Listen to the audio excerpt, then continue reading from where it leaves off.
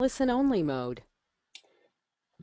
Hello and welcome to the Copeland Center's webinar, Intentional Peer Support with our team of presenters, Eva Dech and Stephen Morgan. I'm Katie Wilson. I am the Director of Operations for the Copeland Center.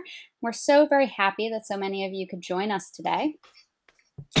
I'm joined also by our Executive Director, Matthew Federici. Today we're going to hear a presentation from Eva and Stephen, who come to us from the Intentional Peer Support community, followed by a little opportunity for people to ask questions, and then we'll be answering those questions at the end of the program. This webinar is being recorded, so we will have an opportunity for anyone who missed out on this presentation to catch up on it at a later date. So with that, I'm going to turn it over to you, Matthew. All right, thank you, Katie. Welcome, good afternoon, everybody. Thank you so much for joining the Copeland Center's webinar series. Hope you'll continue to join them in the future. It is really exciting for me to introduce our speakers and the topic of intentional peer support. When I really discovered how to tremendously create transformation, it was learning about intentional peer support by Sherry Mead and RAP by Mary Ellen Copeland. So it's a wonderful opportunity for the Copeland Center to be hosting this webinar today. I'll tell you a little bit about our speakers from Intentional Peer Support IPS. First speaking will be Stephen Morgan. He's the operations manager for IPS. Stephen has worked in peer support service for the past decade. I've had the pleasure of coming across our paths a few times at a few meetings. He was originally trained as a Georgia certified peer specialist, and he's worked for many years in the traditional mental health agencies and became very familiar with the difficulties of practicing peer support, recovery, and wellness within a disease model that the system predominantly operates under. He's moved on to create alternatives in many ways. In Vermont, he helped create a peer-run respite. He served on several boards of directors for peer support organizations. And we're really happy that in 2013 he joined the Intentional Peer Support as the operations manager. And he's joined by Eva, who's the training manager. Eva has been involved in human rights activism for over 2 decades. In particular, she has focused on infusing trauma-informed practices that are recovery-based and person-centered.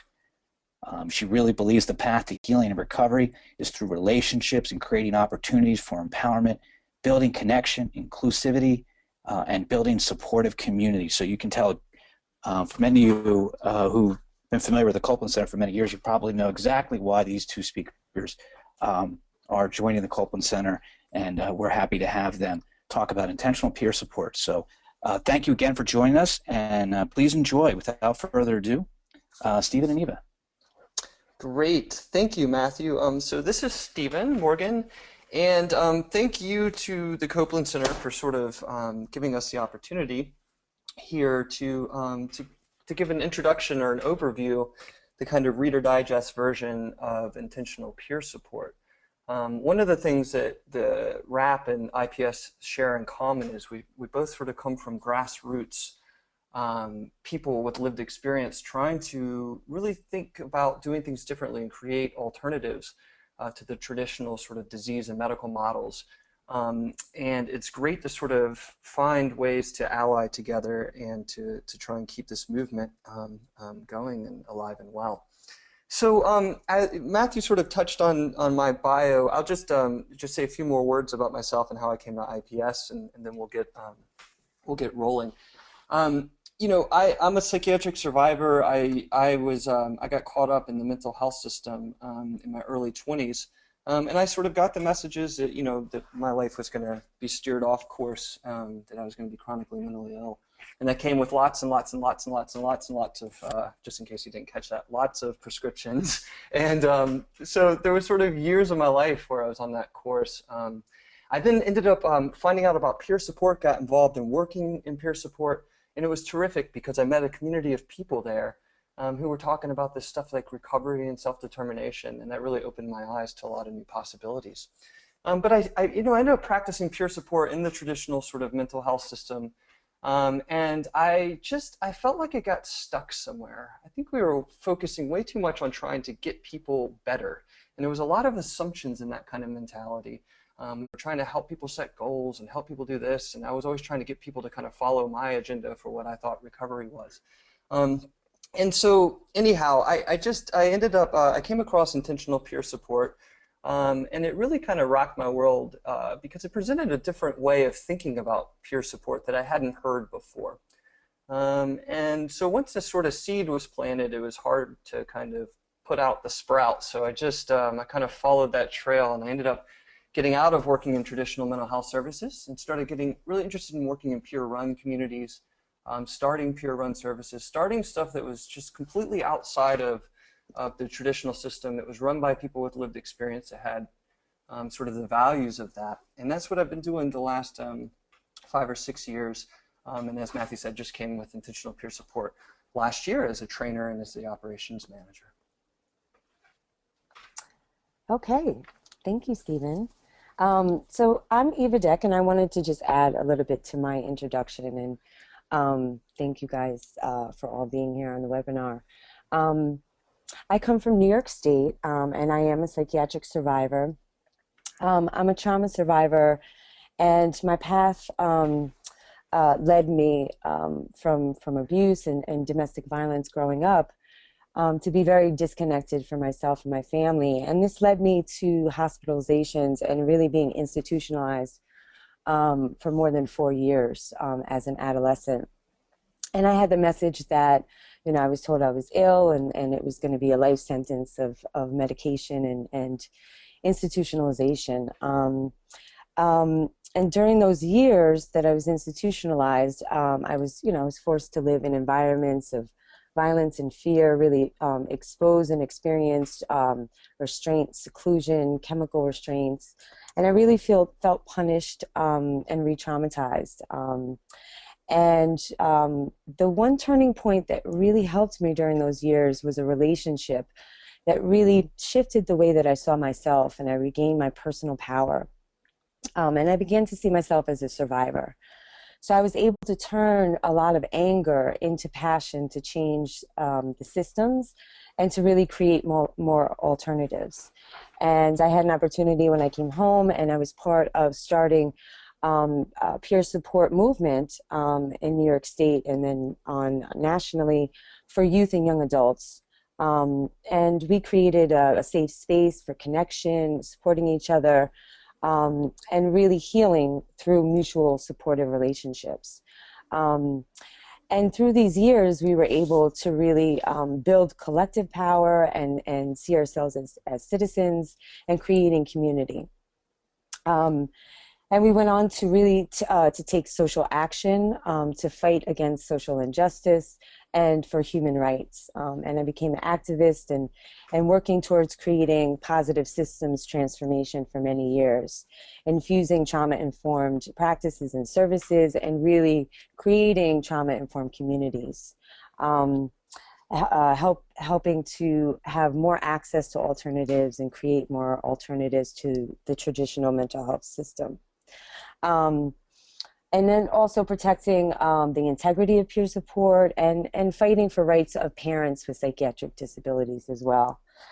This led me, and I've done that for 2 decades, and this led me to become part of intentional peer support, which really offers a framework for offering, you know, one another a different way of thinking about our experiences and being part of social change. So that's me in a nutshell. Thank you, Eva. Thanks. Yeah, so let's dive into to IPS, and so you can see on your screen, Sherry Mead created intentional peer support on the backs of many others, and you know, she wrote her kind of narrative about how she came to create it. That's available on our website for free. It's under the articles section. It's called Intentional Peer Support: A Personal Retrospective. Basically, Sherry was locked up as a kid, as a teenager in the mental health system, and this is, you know, in a very bad time of institutionalization, or sort of the old school electric shock. Definitely no sort of messages of recovery or anything like that going on back then. She managed to get out. She actually became a jazz musician for a while and found real community there. And what was interesting was some of the same things, experiences that she would have that before were called illness, like staying up all night, were sort of seen as normal in the musician community. So she really kind of found, I think, a tribe there and managed to do that for a while. But if you fast forward a few decades, when she was a mother, had sort of been in a bad relationship, and she ended up back in the mental health system. And this time she kind of got stuck for a while. And it wasn't until someone challenged her, it was actually a social worker in a hospital one day, to sort of do something different with her life, that she kind of, all of a sudden a light bulb came back on. She realized that she could actually have some control over her life again, or she could make choices, and she had forgotten that through years of sort of being in and out of the system. So she got interested in doing something different, but when she went back to her community, she realized there was nothing in the community for people that was sort of outside what she had already kind of received. So she was challenged to kind of open up something and try something different, and so she got involved running a peer support agency, a peer house, and an overnight respite center. And she stayed with that for about 6 years, and they started doing different kinds of things there for people that were in crisis or people whose lives were kind of caught up in the mental health system. And at the same time, she was doing kind of advanced studies and drawing on a lot of material from organizational change, from systems theory, from sociology, anthropology. And she ended up kind of siphoning that down to try and create a way of talking about how we can do peer support that keeps it unique, and that keeps it evolving, and that keeps it, in some ways, I guess, effective. So that's what she did. She wrote a book called Intentional Peer Support, and we've been around sort of training in this material for the last 10 or 15 years in various incarnations. And this sort of giant snapshot, what is intentional peer support? You know, IPS, it's about creating relationships that make it okay for us not just to be in peer relationships, but to use them as a tool to take a bigger look at how we've learned to operate in the world. And so the focus that Sherry wanted to keep alive and real in peer support was the relationship. She wanted to bring things, instead of it being focused on individuals, to bring it back to thinking about how can we use relationships to look at ourselves, to look at each other, and to change and to grow from that.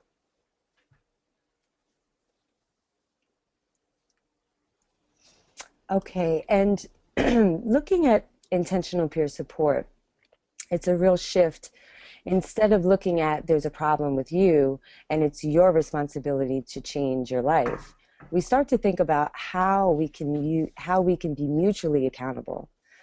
How this can be not just about you, but about us, where relationships start to be viewed as partnerships that invite and inspire both of us to learn and grow. Rather than, you know, I'm here to help you because you're different in some way or you have a problem. The focus on what is possible is what we're talking about, and what we also can co-create together. A lot of times we focus on stopping or avoiding what we don't want.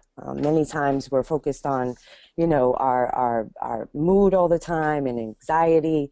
And this is an opportunity to not just get stuck in that. Many of us lose touch of what we want, and when we focus much on what we don't want and what's wrong. So this is about building conversations that and relationships that energize, creating new ways of thinking.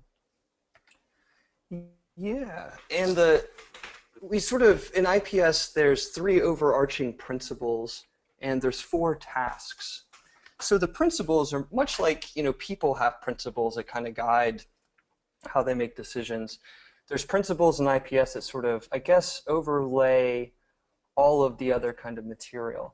And those 3 principles are shifting from a focus on helping to a focus on learning, and shifting from a focus on the individual to a focus on the relationship, and shifting from fear-based responses and fear-based relationships to hope-based. So we're going to look a little bit more in depth at these principles, and then we'll look at the tasks in a moment as well. So this first principle, shifting from helping to learning, is really about thinking right from the outset, what is my role in this relationship, and what are we here to do together? I don't know about you all, but when I first came into peer support, I used when people would ask me, my motivation, I would just say I want to help people, which is fine. It came from good intentions. I guess I didn't ever really step back and think about where that came from and what that meant, especially because we oftentimes end up helping people with the ways that we were helped before and the ways that we experienced that. So sometimes we just end up replicating the same systemic ways of doing things. So this is, when I come into the relationship and want to help you, this sets up a dynamic in our relationship. And, it affects what I think is my purpose in the relationship. And it affects how I think, how it feels to be in that role. It affects how I start to measure success in a relationship. So if I'm here to help you, I often will measure success, for instance, by how much you change. And if you're on the other end of that, and if you're always being helped, so if you're someone that's just always receiving help, of course, that gives you certain messages as well. That gives the message that perhaps you're fragile and capable, quote, incompetent, end quote, or that you need sort of someone else there to guide you. And it can kind of set up this dynamic where one person has more power, one person's the expert, and one person is sort of becomes the recipient of that expertise. Again, usually starts off with good intentions going into helping relationships, but oftentimes can kind of, especially over the long term, create these real imbalances. So in IPS, I want to think about shifting the focus to learning instead, that what we're there to do together is not necessarily me help you, but is for us to learn together. And I think about this as if, if you and I, we don't know each other and we meet each other and we're going to go travel to a foreign country together. If I've been to the foreign country and we go over there, then it's going to be a very particular kind of relationship. I'm going to tell you about what's in that country. I'm going to tell you about the currency exchange, about who to talk to, where to go, how to have fun, the drinks, the food.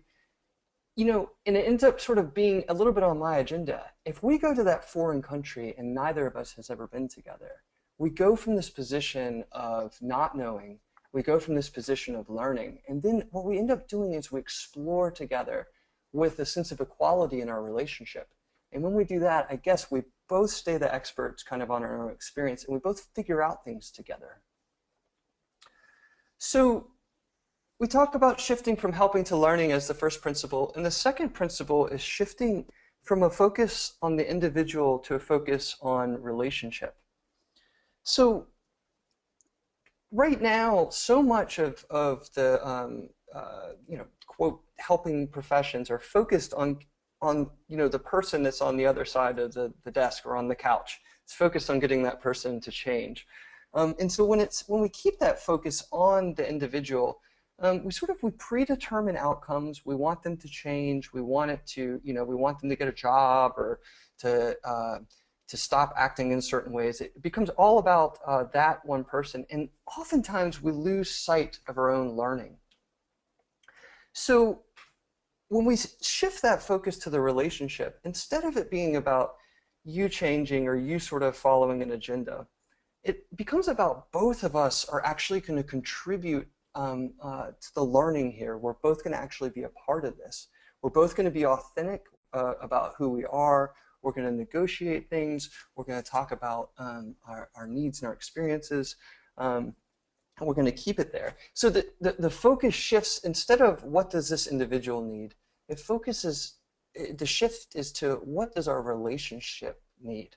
What does our relationship need for both of us to stay present? What does our relationship need for both of us to stay growing? What does our relationship need for both of us to be able to challenge one another so that it's not just coming in one direction? Okay, so the third principle is moving and shifting the focus from fear to hope. And fear-based relationships are based on what's wrong, what we're afraid is going to happen. And when you really think about it, most of traditional mental health services are about what we don't want and what we are afraid of. Um, take a minute and think of times in your life where other people have been afraid of you, or what you were going to do, or what might happen. And how did that affect the way you thought about yourself? And how did that affect your relationships? Um, for many of us, it becomes a very stuck place, a place where I feel I'm being seen as something to be feared, something to be stopped, and definitely it's very limiting. But hope-based relationships are based on what's possible, where we're going, and how we can create something new together. It's shifting the focus to what we are energized about and what's possible. Um, the energy in the relationship completely changes, and the focus, um, the energy, the focus, and even the desire to be in the relationship can completely shift. It allows us to stay open, and it can expose and create possibilities that didn't exist before. We often use a metaphor for moving from fear to hope, of looking at a metaphor of music. And the first one is making noise, and then the second one is making music. So I'll read that for you now. I start off with the melody. You notice that I miss a, oh, excuse me, guys. Hold on one moment. I start off with the melody. You notice I miss a couple of notes. So you say, I can't follow you when you're messing up. Let me start. You begin a melody, this time in a different key. It doesn't sound anything like what I'm used to. So I put down my instrument and watch. You're frustrated. So you say, just play what I'm playing. You'll be glad when you learn it. It will help you become an expert like me. I try to mimic it and please you, but deep down, it isn't my style. Yet now we sound similar. So you say, that's great, man. You're on track. So that's making noise. And making music is, I start off with a melody. You notice a few notes I play are unconventional, but you're curious where this could go. You start experimenting and soon find a rhythm that complements mine. When I hear yours, I answer back. Now we're playing together and harmonizing. Our combined sound is more interesting than our individual parts, even though we had no plan except to a mutual desire to play together. We're exploring. Later, you take us into a different key that I don't recognize. It's frustrating, even scary for a moment. But as I listen deeply and feel around my instrument, I find it and join you there. Now we're back on track. Where will we go next? And we use this as a metaphor, as you can see in making noise, that it was very limiting, and it was, I'm wrong and you're right. But in making music, this allowed for us, even though it may have been uncomfortable at times and a little bit scary, we didn't know where it was going, but we were open to the possibility, and we were able to meet each other and co-create something together. So this is a metaphor of really being open, and being able to see what journey and what we can co-create together. Great. And so so we've got these principles of moving from helping to learning, and moving from individual to relationship, and moving from fear-based responses to hope-based responses. And, what does it take to get there? And some of the challenges of that are, first of all, sitting with discomfort. As Eva was saying in that music metaphor, that, if we're coming to play music together and what you're playing, I don't like the sound of it, I can either try and tell you that what you're doing stinks and that you should just follow what I'm doing, or I could really try and hear it from a different perspective and be willing to sit with the fact that I'm uneasy about this kind of stuff. So, and during our training and during our material, we come back to this a lot with sitting with discomfort. especially when we talk about kind of what we traditionally think of as challenging scenarios around the language of suicide and self-injury, or alternate realities, that oftentimes just being willing to sit with discomfort, so not just respond or act on discomfort, it really does open up different avenues for staying connected in the relationship, for understanding one another. One of the second challenges that we talk about is, holding multiple truths. And this is the idea that, you have a truth about the world, and it's true because it's true to you. I have a truth about the world, and it's true because it's true to me. And when we come together in relationship, those truths are obviously sometimes not going to jive well together. So how can we build a relationship where we're able to honor both people's truths, still passionately believe what we believe, but be able to keep the relationship going, keep it alive with both of our truths present. And then lastly, a real willingness to take risks is important. I was thinking about this last night with risks. Risk has become this kind of thing that people want to minimize. There's all these protocols to minimize risk. It's sort of seen safety and risk go hand in hand. So it's like the less risk we have, the more safety we have.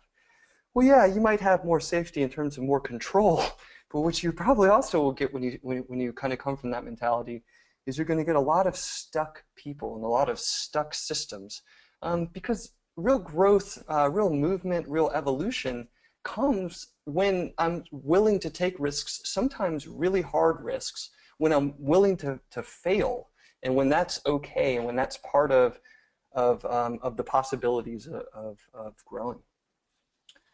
So we're going to shift. We looked at the principles. We're going to shift. We're going to look at the tasks. And the 4 tasks of intentional peer support. So if you think about the principles as kind of the overarching philosophy, you can think about these tasks as, what are some of the elements of what I do in relationships, in intentional peer support relationships with people. And so we talk about connection. We talk about understanding worldview, going for mutuality, and having the relationship focused on moving towards. So we're going to dive a little bit more into each of those. And so we're going to move into the first task of connection. And connection is something that, can be really hard to describe. It's a feeling. Just think of how you know when you're connected with someone. For me, it's you know when you're connected, and you really know when you're not connected with someone. Suddenly the energy has shifted. Connection is rather, it's intangible. It can happen in a second. There's many times I'm just walking down the street, and I make eye contact, and I can feel that connection with a person. Or there's times when I'm at the grocery store, or standing at a bus stop, and strike up a conversation, and I feel that connection with that person. So it can happen very quickly. There's also times where connection can it can take a lifetime to really build and work on. What connection creates is a sense of belonging, that I'm not alone, and that we're really in this together. It builds trust, which leads to learning for both of us. And it also serves to move the focus away from the individual and into the shared space between us in the relationship. So looking at disconnection, as quickly as we connect, we can also disconnect. And it can be challenging to find a way to reconnect. It can happen in many ways. There's many ways that people feel disconnected. Sometimes it's just a sense of judgment, or you're lecturing me, or there's been times where people just get distracted, and I feel that I'm not being heard, and I can feel disconnected. If someone's moralizing or trying to analyze you, and we all have these individual hot buttons too, that can cause a disconnection right away. But reconnection is always a possibility, And I think, when there's a disconnection, we usually blame ourselves, like, oh, we've messed up again, or we definitely blame the other person. And we don't really consider that reconnection is an option, and that there may be many ways to talk about what happened that can create an even deeper relationship. So looking at how to reconnect, there's really no set formula, but definitely I think a good heartfelt apology can really start that reconnection. If I can own my own part in what happened, and also just really checking in too of, it looks like something I've said has upset you, what's going on. I think being honest is definitely key, and you're able to say, I was really hurt by that, or that really made me angry. I wonder if we could talk about it. So it's about finding ways to reconnect, to bring out whatever elephant is in the room, and once we're able to start that reconnection and open up the conversation, it really can create a deeper relationship. So, we talk about connection being the first task because oftentimes without connection, you can't get anywhere else. If you come into a relationship and you don't have that connection, it's just kind of, yep, yes. It's very hard to find areas to feel energized with. And I think ultimately that's the goal with intentional peer support, or one of the goals is to have energizing relationships. So we talk about making connection first, and then we talk about sort of understanding worldview. Now, this term worldview means kind of, as it says, it's my view of the world. But what the term also holds is it means that the way that I view the world has been shaped by a lifetime of experiences, and even beyond my own life, my ancestors' experiences. And so actually, the way that I see the world, the things that I believe are true, the things I believe are right, the things I believe are wrong, these come from experiences of culture, they come from experiences of race, they come from experiences of religion, of class, of gender, and how society thinks about gender. They come from experiences of, access I have to different foods, of experiences I have of power and privilege in different environments. All these kinds of experiences, these sort of social experiences, impact how I then come to see what I think is right and wrong, what I think is good or bad, my judgments and my assumptions. So understanding worldview means paying attention not to just what I see right in front of me with a person or with myself, but understanding actually how did I come to know my experiences in the way that I know them? How did I come to know what I know? How did you come to know what you know? You might come up to me and start talking to me about how you're feeling depressed. And if I jump right into, oh, I get it, man. Yeah, depression, that's terrible, man. Yeah, I'm so tired all the time when I'm depressed. I'm sorry to hear. I'm going off of my own sort of assumptions about what it means and where I learned that word and everything. You might have a completely different concept of what something like that means to you. So we talk about worldview as sort of like is staying curious about it. And this means that if everyone sort of has a worldview and everyone is sort of shaped by experiences, that actually the impact of trauma in many of our lives, because many of us that use mental health services have had trauma, sometimes extensive trauma, means that we were shaped by that, or likely shaped by that.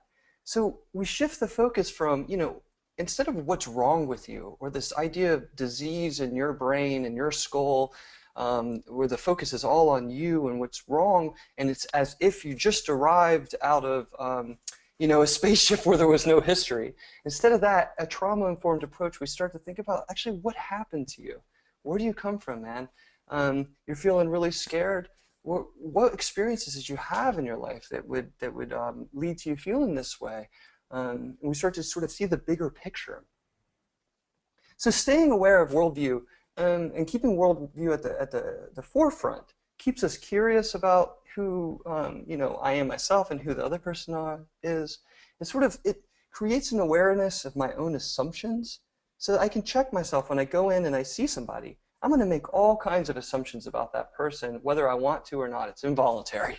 But those assumptions happen based on experiences I've had, things I've been taught.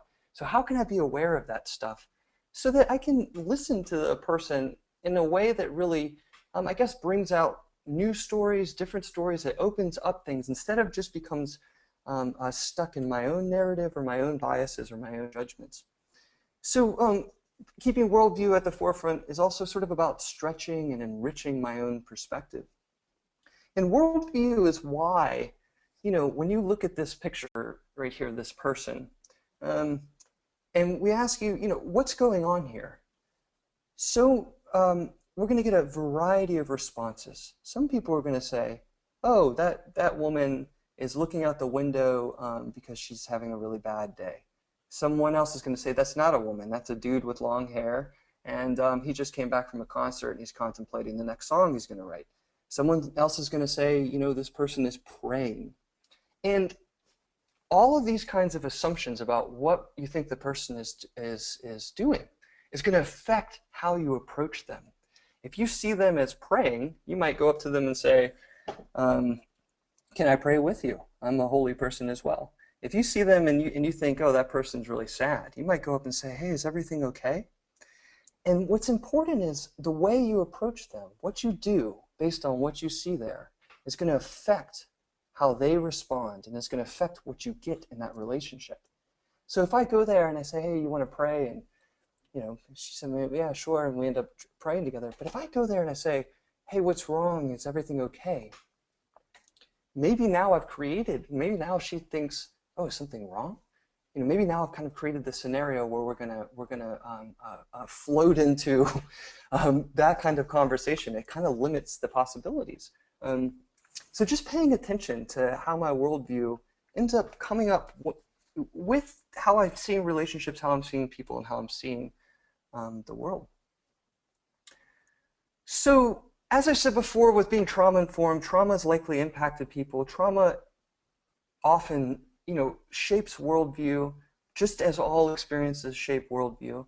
But the way that trauma shapes worldview is sometimes, called symptoms of mental illness. And so being trauma-informed is about kind of offering a different lens, a different worldview on the same phenomenon that we've been calling, symptoms for so long. Maybe there's a different way of looking at that and understanding where that came from. And if we have a different way of looking at it and a different way of understanding, we have a different way of responding.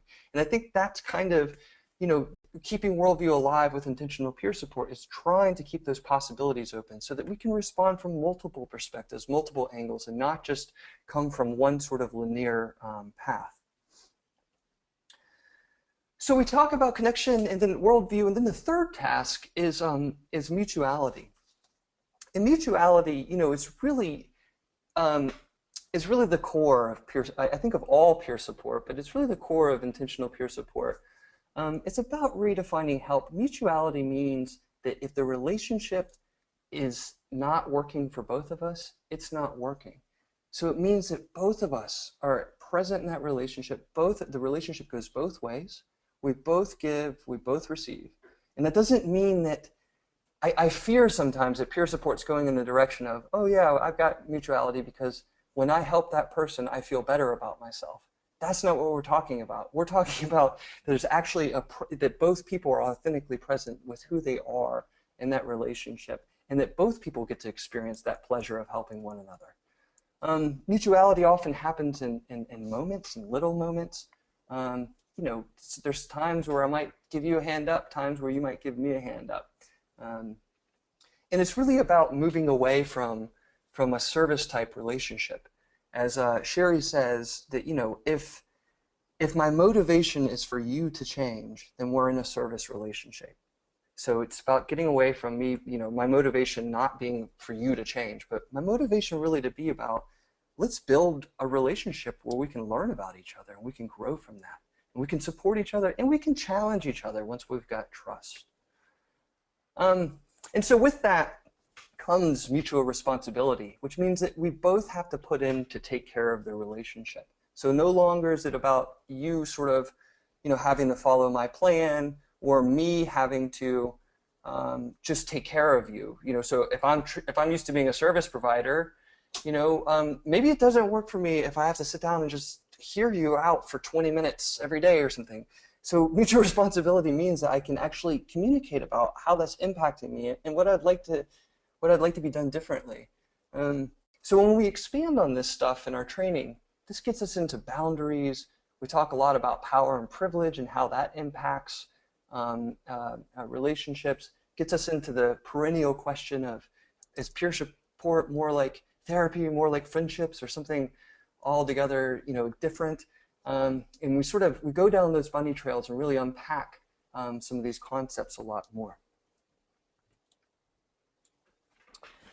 So looking at the fourth task is moving towards. And it's kind of an alchemy that happens when we have connection, worldview, and mutuality, and they all come together, and it really accumulates in moving towards. It happens when both of our worldviews are there and are present. And it's a kind of energy that make hope and possibility the underlining spirit of the conversation, and it creates new opportunities. We're able to find possibilities and opportunities that weren't, that when we're moving away from a crisis and draining energy is always present. When we're moving towards something, there's a very energizing possibility of moving towards something unknown that is exciting. So, and I can say for myself, crisis in my life, even with extreme loss and many painful experiences, have been some of the most best opportunities in my life, where I've had growth and really have been able to reflect and look at what I want to be moving towards. So, I mean, think back on your life in your own crises, and what have you learned from them? And what have you seen as moving towards and doing different now, and what was made possible? I give an example of, if your house burned down, that's a huge tragedy, but it may be an opportunity to move, or to build a new house, or to create, go to a new community and create a new life. So sometimes when it's really difficult, when we have difficult times in our life, we end up on a completely different pathway. And so it's looking at moving towards new opportunities. We can develop, self-awareness and patterns and identify patterns where we've been stuck. And through the process of relating and evolving our relationships, both people are able to really push through the edges of our own, comfort zone. And through this, we build a conversation that is energizing, creating new ways of thinking and creating new possibility.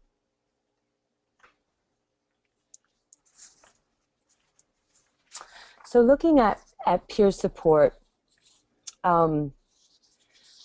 we are putting energy into mutual learning relationship as opposed to service relationships. It's an opportunity for us to connect, reconnect with our world, our family, our culture, and the community at large. It gives us an opportunity to help each other take a look at how we've come to make sense of the world, redefining mental health for ourselves and also for our community, and figuring out how to make this work for both of us. We're supporting and challenging each other to move towards the life we want and changing the world. And when we talk about changing the world, it's our hope that when our relationships start to have new life and energy, this affects other relationships that we have with our family and our community. And this starts to become the social change and the beginning of changing the world. So that, I want to take a minute to just say a few more things about intentional peer support. Now that you kind of had this bird's eye view, our website has got a lot of information on it about what kind of trainings we offer. We have, a manual available or a workbook. Our trainings, our core trainings, we do a 5-day training with some of this material, and we really dive in. And we ask hard questions, and we get into the tough stuff with this. Crisis can be an opportunity for growth and change. Crisis can also be scary as hell. It can also be really difficult. So how do we navigate some of those scenarios? How do we create mutuality in relationships where one of us gets getting paid, or one of us doesn't feel like caring? And so we get into role plays. It's all very hands-on, very interactive, very dialogical, meaning that the conversation flows both ways, flows from us and then comes back from y'all. And we really try and sort of unpack this, because even though we've got this sort of framework, IPS is a framework for thinking about relationships, in reality, this stuff gets really muddy and really messy really quick. So we're committed to really diving in and fearing not that space, and really trying to understand how this stuff can apply in a variety of scenarios. IPS is currently used in several countries across the world. It's in Australia, New Zealand, and England, and Japan, and Scotland, and a little bit in Canada, and mostly in the US. And it's currently used in both pure run settings and in traditional mental health settings, and outside of mental health settings. It's starting to be used in housing services. We're doing some work with youth services or youth supports. I even had a guy call me to do IPS with people that have black lung, they're coal miners. So we're starting to kind of branch out, and we're trying to keep our material developing with that kind of branching out to make it more universally applicable and available. So 2 last things, as you can see on our contact details, our website. That's our email address. You're welcome to write us. That will reach me and Eva and Chris Hansen, who's the director of IPS. And also the artwork. Most of the artwork through here was done by our friend and colleague, Beth Filson. So just want to mention that. She's makes extraordinary art, and there is her, her website if you want to look into it more. So Matthew and Katie. Well, thank you guys so much for this presentation about IPS. It has been very interesting to hear about the developments and where you guys have come from. We're just going to take a quick second so that I can get the questions together and say a few things about some of the projects we have coming up with the Copeland Center, as well as some other opportunities that are available. Matthew, would you like to talk about the Copeland Center Summit? Yeah, so, well, first, Eva and Stephen, thank you for that wonderful presentation. It was really kind of great to hear the points you're making, and it really kind of got my passions going for peer support movement. And I hope we get to some of the questions that came up that people had. I think they're great ones, and we're on the cusp of transformation in the world with RAP and IPS both. So in November 10th, 11th, and 12th at State College, we will be holding our second Copeland Center Summit on wellness, peer support, and community inclusion. At this event, we'll have training opportunities on things like RAP for total health. We're going to be joined by Sherry Mead's IPS team, as you heard today. Team members from IPS will be at the summit as well. Harvey Rosenthal of NIAPSRS, a peer-based psych rehab association in New York. Harvey's the executive director. He'll be coming and talking about opportunities for peer support in the Affordable Care Act and what that means for us. We'll also be hearing from Gina Calhoun, National Director from the Copeland Center, who will be keynoting. Myself, Jeannie Whitecraft, who has been a long-term friend of both Sherry Meads and Mary Ellen Copeland, and who's pioneered peer programs, one of the first peer programs in the country that was used for the COSP study, Consumer Operated Services study, that demonstrated the value of peers or people with lived experience providing services. She'll be there and speaking as well. So we hope you will take the opportunity to join us. We're anticipating around 400 recovery-friendly, peer-based people in the movement coming together to support each other and share practices and figure out how we're going to make this seismic shift of a system that's so focused on disease models. There are discounts for this summit coming up for memberships, people who are members of the organization, and you can keep checking in with our website about the details of that summit coming up. Great, thank you, Matthew. I also wanted to just let everyone know that the Copeland Center does offer membership, and that allows us to have these great events and partner with other organizations and bring all sorts of programming to them. And there are a lot of great benefits of membership, including members-only section of our website and online opportunities, discounts to trainings, and other really special stuff. And then the Copeland Center has a RAP facilitator training coming up in Brattleboro, Vermont on September 29th to October 3rd for anyone who might be interested in facilitator training.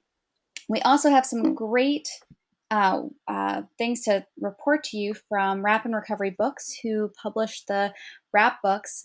The Wellness Recovery Action Plan and Peer Support, which was written by Mary Ellen Copeland and Sherry Mead, is actually on sale for the month of July. So if you want to get that at a discounted price, please go to rapandrecoverybooks.com and you'll be able to see that that's available. It's also available in Spanish for our Spanish-speaking colleagues. So we'd like to thank RAP and Recovery Books for making that available at a discount for you guys this month. And they'd also, RAP and Recovery Books has also asked us to tell you a little bit about that Mary Ellen has written a new book called RAP for Life, which is going to be a revision of Winning Against Relapse, which was a great book to begin with, and now it's going to be this whole new title that's going to be very good, and it should be coming out in the next few weeks. So you should, if you're interested in RAP books, you should definitely take a look out for those. All right, well, I think we are probably ready for questions. So I'm going to... And Katie, for one of those questions, is this webinar recorded and going to be available on the members section of the website? This recording, we are recording this session, and that will be available after broadcast. So you'll get more details on that in your wrap-up email from this webinar. All right, well, I have a wonderful bank of questions here, you guys. Are you guys ready for some questions? Yeah. You are? Oh, yeah. Yeah, So definitely. I am getting quite a lot of questions from people who work as peer support specialists or peers, and they are really curious about how this works as a paid person. Like, can you be a peer specialist where you are being engaged and being paid to use IPS? Like, is that a conflict, or can that work? Yes, I mean, it definitely can work. I think you start with an ideal, and mutuality is a task in IPS, and true mutuality would mean that that one of us is not getting paid. But that's not the reality on the ground with doing peer support, nor do I think it should be.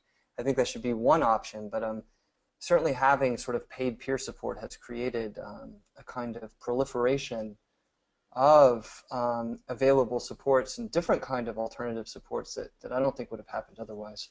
So I think yes. I think if you get too purist about any model, it's very hard to practice a model, and we really try in a pure way. We try and really in IPS get out of the notions of right or wrong and see it as that this is a framework for thinking about relationships, and the most important thing with the framework is to try it on and to kind of think about how these concepts, worldview, connection, do I have connection in this relationship?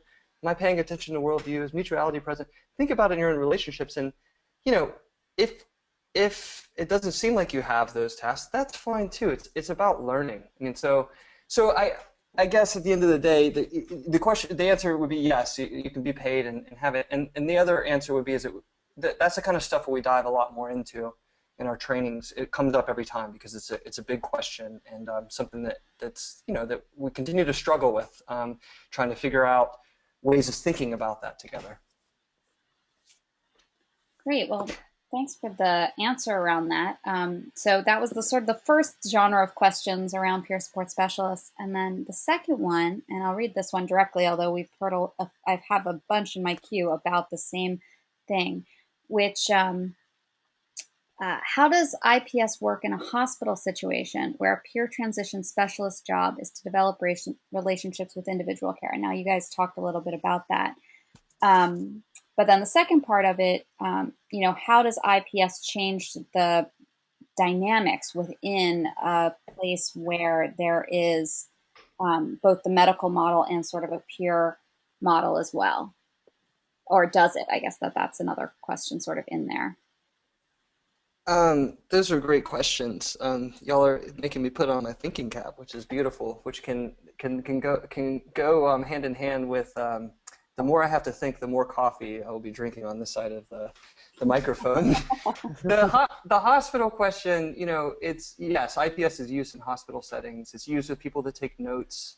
I mean, look, there's psychiatrists that we've trained that use IPS in their own practice, so it can be used by anybody. It does sort of get adapted in different forms, but again, IPS is more like concepts. We don't get into the real, like, this is exactly what you must do with somebody. And because of that, it's these principles, they can kind of flow into what you currently do in some incarnation or another.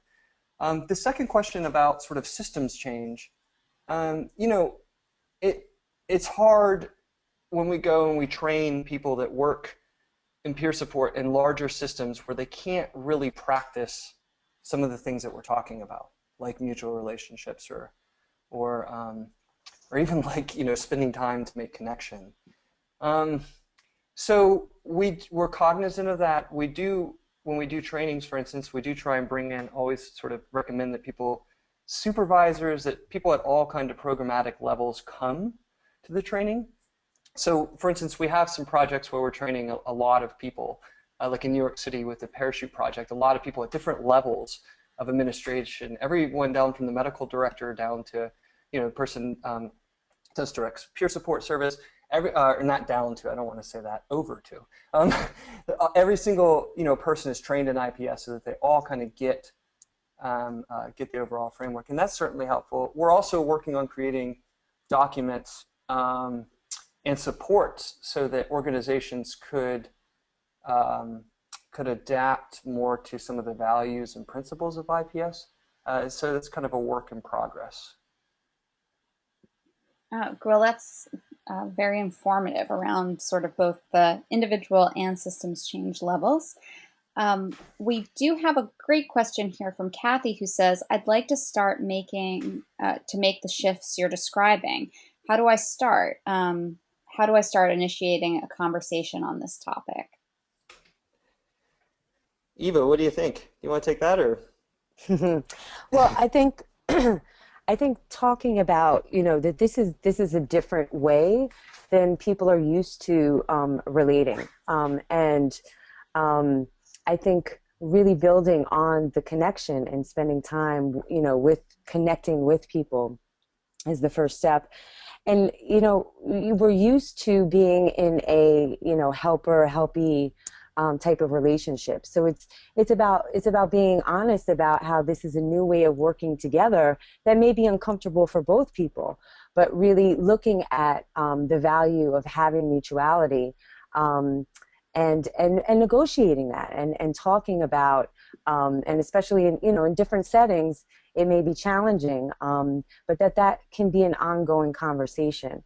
But putting it really out there that this is a different way of communicating and building that mutual respect and mutual responsibility within the relationship. And then exploring, being curious about the other person in the world, our individual worldviews, and allowing for room to really take a step back and look at how we've come to know what we know. And letting that relationship build trust and naturally unfold to seeing where people want to be moving towards, instead of being used to, goal setting and moving away from crisis, but allowing that this is an opportunity to really look at what kind of life do you want to be living, and have that energy be moving towards a different way of having a relationship and a different way of living your life. Yeah, and I'll add to that too that I gathered from the question that she was wondering about too, how she could talk to, she wants to make the shifts, but also how she could talk to the people that she works with about doing this. And yes, an advocacy sort of. Yeah, there was an article in our last two newsletter ago. It's on our website. It's a fall newsletter called "Talking in Ways That Can Be Heard," which was written by Sherry, and it was just about that, exactly about talking with folks that may have a very different way of doing things and want a different way of doing things, and trying to talk in a way where the dialogue can flow. It's a big question, and it's an important question because it sucks that often, I think in any kind of social change movement, sometimes the responsibility falls on the people that have been sort of victimized or oppressed by systems to then try and change the system. So it sucks to just throw in a peer support specialist, one person, into a giant agency and say, okay, now go change the whole system. But that's kind of the reality of what we're living with. And so if we can sort of build camaraderie around that and network together, I think it'll feel more doable. And Stephen, speaking of camaraderie, if I can make a point or two. Oh yeah, Well, it's funny. I've been called a purist when it comes to peer support, and I'm amongst friends now. But in practicality and seeing the questions, one of the things that I've really bottom lined a lot of conversations when it comes to people who are in hospitals in a diseased model framework for funding is really the issue. There are two really key elements of change that'll help us so that we can provide IPS and stick to our values even if we're getting paid, and that is the contracts and the job descriptions.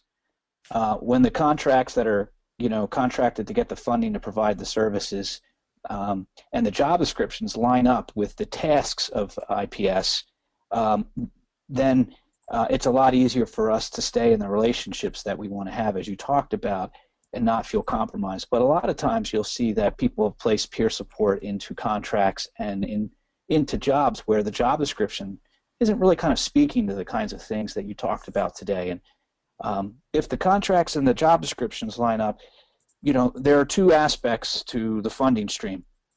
There are outcomes, which is often what the system wants, decreased hospitalization, these types of things. And we can give them what they want as long as the deliverables we're saying these deliverables will give us these outcomes, as long as those deliverables, i.e. the tasks and activities, are IPS-based task activities. We know that people will have positive outcomes when they have people who support them that stay in the relationship. So sometimes we have to talk that language. We need to make sure that deliverables for funding streams are focused on IPS principles, and they can have their outcomes. And we can say, if we focus on the relationship between both of us, yes, one of us will have these positive outcomes. But if the contracts and the job descriptions don't really speak to that, then when we're getting supervision, we can run into barriers. That's just been my observation, and the key things I think we have to really be talking about to make these things real in the system. Sure. Yeah. And I'll just say one last thing with it is that, when we sort of dive into, okay, so in my job, I've got to take notes on someone, we start to get into, well, what would notes look like if they were focused on the relationship instead of focused on the individual? Is there a way to take notes where you're actually writing about the quality of the relationship and how it's going for yourself, and that the other person contributes to that? I mean, I know that Medicaid, I took notes as a Georgia peer specialist. I did the Medicaid reimbursable stuff for years. I know that this is tricky stuff to get around, but I think there's some creative avenues there, and kind of as you were saying, Matthew, sometimes it's doing what needs to be done in that world, but also still, doing sort of peer support, it's not so mechanized or not so outcomes driven on the ground. Yeah, absolutely. I think that that is a very good point about that. And I mean, to me, what I'm taking away from this is that we can use IPS in our relationships, and trying to build our relationships no matter who we are, whether we're paid or not to do that. And so, the way that it can at least have transformation on your own life is trying to create those kinds of relationships with others, no matter what kind of system you're in. Would you say that Sure. that's like a fair assessment? Mhm. Yes. Yes. Yes. Well, Well, definitely. I have to say, I'm so sorry that our hour is already up, and I thank everyone for hanging on a few extra minutes. It's been so wonderful to have you, Eva and Stephen. This is a conversation I hope we can continue and talk more about sort of the crossing nature of intentional peer support and RAP in the future. But getting this first sort of view into intentional peer support for RAP enthusiasts and intentional peer support enthusiasts has been really wonderful. And I hope that we can do this again in the near future. And if you guys like this, definitely consider coming to the Copeland Center Summit in November so that we can continue the conversation there as well as online. So thank you guys so much for this. Matthew, do you have any final comments before we log everyone off? No, just thank you, and looking forward to ongoing collaborations. These are powerful programs, and we could use all the support of people out there to move in the direction of these values. Thank you. Yeah, thank you all for joining us. Thank you. Thank you.